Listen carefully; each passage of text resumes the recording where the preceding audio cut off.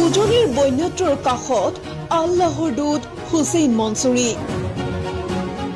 বৃহৎ সাহায্যলৈ অসমলৈ আহি আছে হুছেইন মনছুৰী। বন্যত্ৰৰ কাষত ভাইজান সলমান খানো বন্যত্ৰলৈ আগবঢ়ালে পানী, ঔষধ, খাদ্য সামগ্ৰী। বানত সৰ্বহাৰাৰ কাষত আজমল আনফৰৰ পৰা সলমান মনছুৰীলৈ উজনিৰ বানে ধুই নিলে বিভাজনৰ ৰেখা।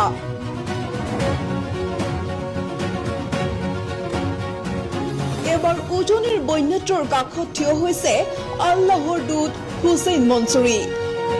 সামাজিক মাধ্যমত যথেষ্ট জনপ্ৰিয় সমাজকৰ্মী মুম্বাইৰ হুছেইন মনছুৰী আহি আছে বন্যত্ৰৰ ওচৰলৈ। প্ৰতিদিনেই দৰিদ্ৰ মানুহক সহায় কৰি জনপ্ৰিয় হৈ পৰা হুছেইন মনছুৰীয়ে উজনিৰ বানাক্ৰান্তৰ বাবে লৈ আহিছে